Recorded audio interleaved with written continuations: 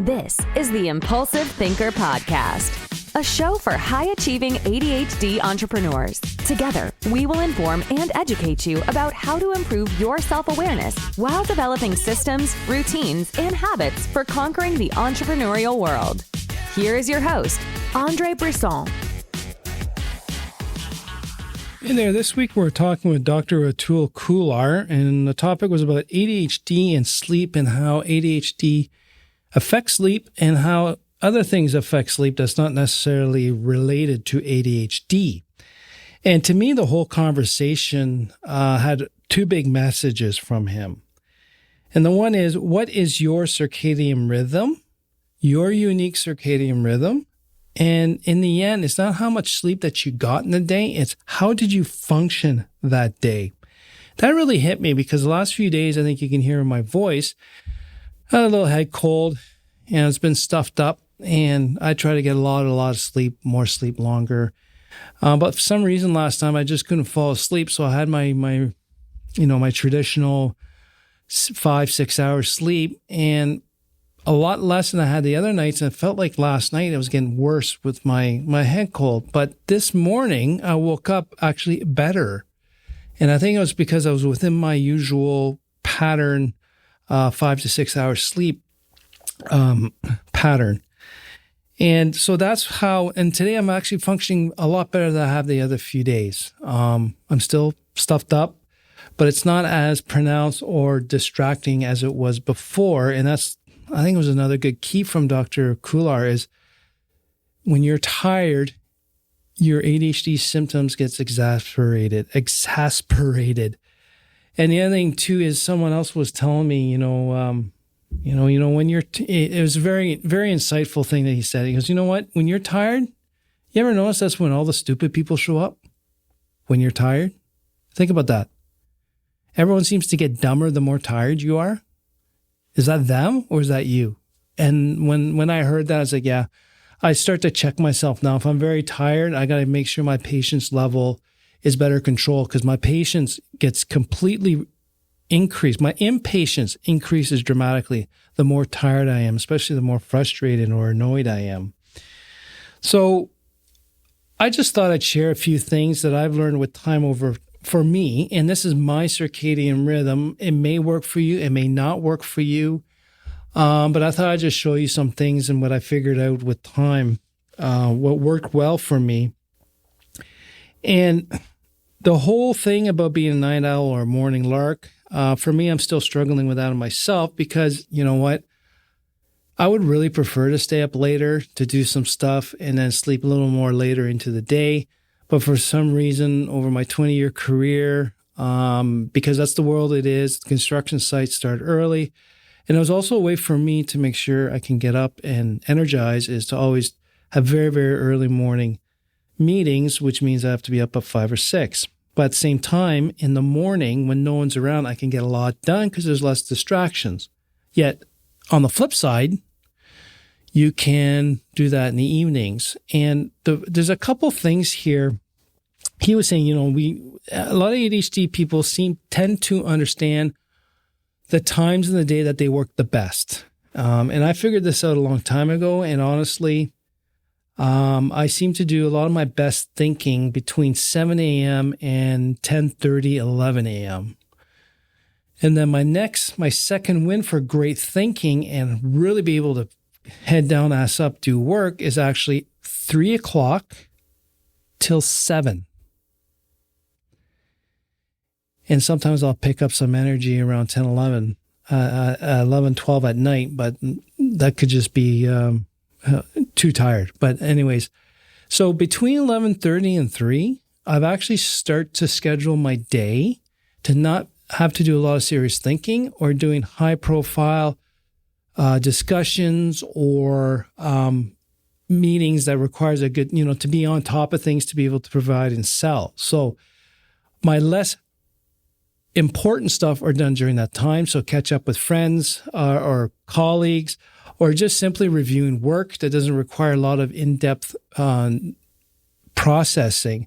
I do that all between 7 a.m. and 10:30. And just to give you another example, sometimes I'll be in the office at 5:30, until I will just do some menial email checks and some menial readings about stuff. And then by 7 o'clock comes, 6:37, then I start rolling into the heavy stuff. And that's just, for some reason, my brain just knows that's not my best time.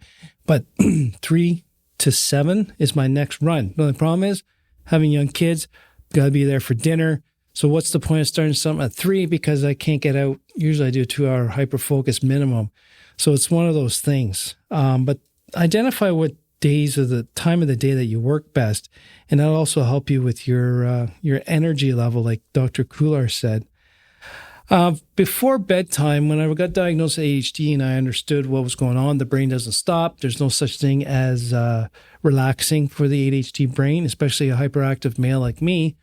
I start to realize I don't search for relaxation anymore. I just search for calm or to slow down the brain. So whatever can I do to slow down my brain enough so I can just sneak in some sleep in there. So I actually have almost a 2-hour wind down routine before bedtime. Okay. And I've done it so long now that once I start that routine, I can feel my body start to relax. It goes, oh, no, all right, cool. Dude's going to get ready to go to bed soon. So we can start the process down. I do a lot of reading, not heavy thinking reading, whatever that's, fiction or whatnot, or I read articles or woodworking magazines, or just do a couple low key stuff that's not on devices as much as I can, but low key stuff that will just help me calm down, slow my brain down so I can go to sleep. Now, the other thing too I have is a right before bedtime routine in the bedroom. Go into the bathroom, do my thing, prepare the same way. And then all I do is I go to my bed, I get in and I read right away. There's nothing else I do really besides in bed is reading and sleeping. And I've done this habit for most of my life that if I don't read, I can't fall asleep. So sometimes I'll just open the book, boom, 3 words in, I'm done. But I have to do that process. So to me, that's my body saying, oh, here's the final rundown of bedtime. Read and bedtime. So, and the other thing too is I discovered if I'm not tired and my mind is racing too much, I don't go to bed because I'm just going to end up sitting there, not falling asleep, getting agitated. I can't fall asleep, which agitates my wife. And at the same time is I'm awake, so I might as well do something. Still low key, but sometimes just getting up and out of bed, going down, reading a little more outside of the bedroom. Then I fall and I get more fatigue. Then I go back and I can fall asleep quicker. Big thing, the snacking, the food thing, like he mentioned. I don't eat as I try. Fall off the wagon here and there, but anytime I try not to eat after 7 p.m. anymore. I did this about 10, 11 years ago. I read it somewhere because basically after 7 o'clock, your body's going, yeah, I got food. You're going to bed soon. I don't need that energy, so I'm going to go store it as fat. That's a simplification of the process, but think about it. The body knows you're going to go to sleep. It doesn't need that extra energy you just ate. Therefore, it's going to store it as fat. So I decided no more snacking after 7. And after 3 weeks, not a word of a lie, I lost 15 pounds without doing anything extra, not changing my diet during the day or exercising. It's just the fact I stopped eating after 7 p.m. I just lost all that weight and I was balanced out. I was healthy. The other thing I noticed with myself, and I explained it to Dr. Kular, was if I sleep too much, I don't feel good. I feel lethargic.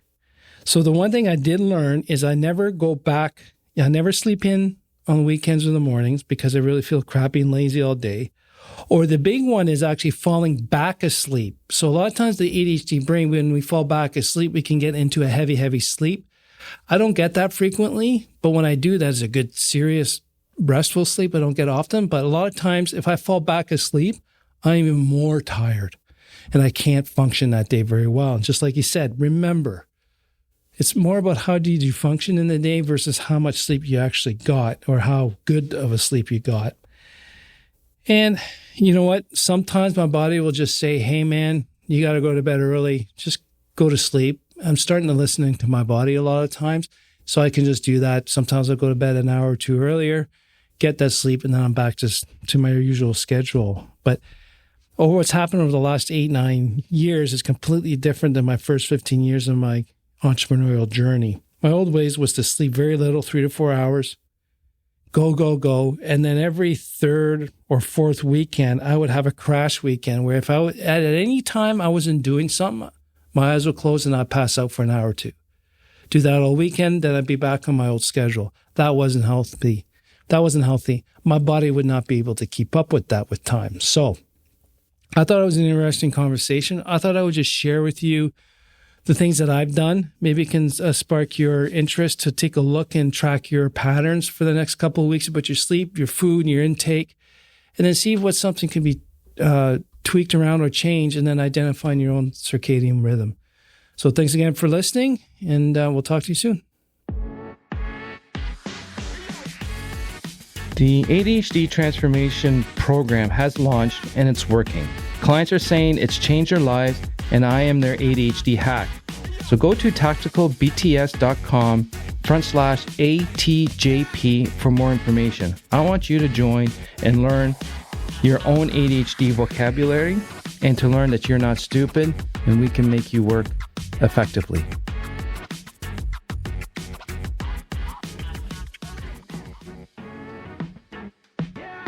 Thank you for listening to the Impulsive Thinker podcast.